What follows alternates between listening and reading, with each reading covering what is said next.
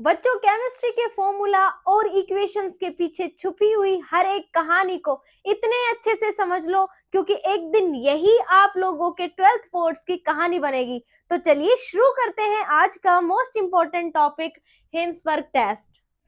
तो बच्चों, एक बार बेस की बहुत जोरों से अमाइंस के साथ में लड़ाई हो जाती है और अमाइंस बोलती हैं कि अगर इतनी हिम्मत है तो हम तीनों बहनों में 1 डिग्री, 2 डिग्री, 3 डिग्री अमाइंस में आइडेंटिफाई करके बताओ।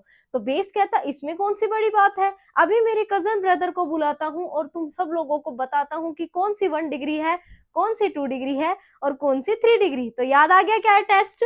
तो चलिए शुरू करते हैं। तो होता क्या है, बेस का एक कजन ब्रदर होता है, उसका नाम होता है बेंजीन सल्फोनिल क्लोराइड और उसकी स्ट्रक्चर होती है कुछ इस तरह से। ये होती है बेंजीन सल्फोनिल क्लोराइड्स। तो ये है बेस का कजन ब्रदर। प्राइमरी अमाइंस के साथ में सबसे पहले रिएक्ट करेगा और रिएक्ट करते ही इसका एक हाइड्रोजन और एक इसका Cl बाहर निकालेगा। तो ये HCl बाहर हो जाएगा और उसके बाद में क्योंकि जब भी हाइड्रोजन जाता है तो अपने इलेक्ट्रॉन छोड़ के जाता है, तो यहाँ नेगेटिव चार्ज आ जाता है और ऐसे में इसके ऊपर पॉजिटिव चार्ज आता है, तो ये आके इधर अटैक करेगा। अब एक ये नया कंपाउंड बनाएगा और उसकी स्ट्रक्चर कुछ इस तरह से होगी। क्योंकि Cl जा चुका है तो यहाँ जुड़ेगा नाइट्रोजन, उसके साथ जुड़ेगा हाइड्रोजन और इधर जुड़ेगा CH3। अब कहता है बेस की देखो, अब मैं कैसे पता करता हूँ कि तुम 1 डिग्री अमाइंस हो या 2 डिग्री अमाइन हो या 3 डिग्री अमाइन। तो बोलता है कैसे पता करोगे। बोला आपके पास अगर एक हाइड्रोजन फ्री है तो इसका मतलब आप लोगों के पास एसिड प्रेजेंट है और बेस को हमेशा पसंद ही कौन होते हैं, एसिड्स पसंद होते हैं। तो जितने भी प्राइमरी अमाइंस होते हैं उनके पास में बेंजीन सल्फोनिल क्लोराइड के साथ रिएक्शन करने के बाद एक हाइड्रोजन बच जाता है और वो हाइड्रोजन बेस में सॉल्युबल होता है। और बेस कौन सा अच्छा होता है, लाइक जैसे कि एल्कली बेस NaOH या फिर KOH।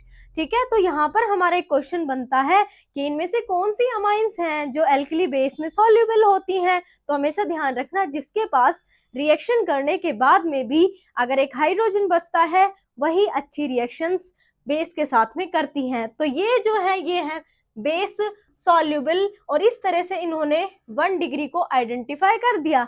तो अब अगली बारी है 2 डिग्री अमाइंस की। तो चलिए अब पता करते हैं कि 2 डिग्री अमाइन को कैसे आइडेंटिफाई करेगा ये। तो 2 डिग्री अमाइन के पास में एल्काइल ग्रुप 2 हो जाते हैं और उसके पास हाइड्रोजन सिर्फ एक ही बचता है। ऐसे में जब वो बेंजीन सल्फोनिल क्लोराइड के साथ में रिएक्ट करेगा तो इसका Cl और इसका H बाहर निकल जाएगा और यहाँ से HCl जाने के बाद में कुछ इस तरह की हमारी स्ट्रक्चर बनेगी। यहाँ पर ध्यान से देखिए, क्योंकि सिर्फ अकेला नाइट्रोजन बचा है और 2 एल्काइल ग्रुप्स प्रेजेंट हैं, तो यहाँ पर कोई भी फ्री हाइड्रोजन अवेलेबल ही नहीं है।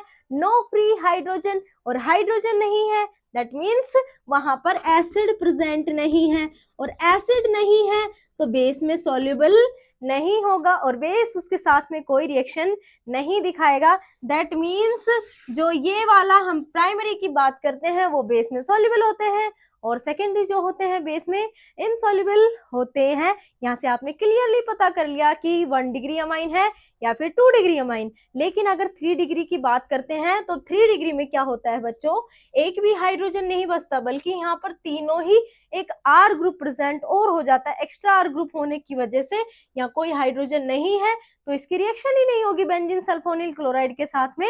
तो यहाँ से हम हिंसबर्ग टेस्ट की शुरुआत करते हैं और आइडेंटिफाई करते हैं 1 डिग्री, 2 डिग्री और 3 डिग्री अमाइंस में। तो अब मुझे फटाफट से बताओ आप लोगों का ये आइडेंटिफिकेशन टेस्ट टिप्स पर तैयार हुआ या नहीं हुआ। और ये भी ध्यान रखना, क्योंकि जो भी हम टेस्ट पढ़ेंगे और जो भी हम टॉपिक्स पढ़ेंगे वो इस साल बोर्ड्स में सारे ही इम्पोर्टेंट ही पढ़ेंगे।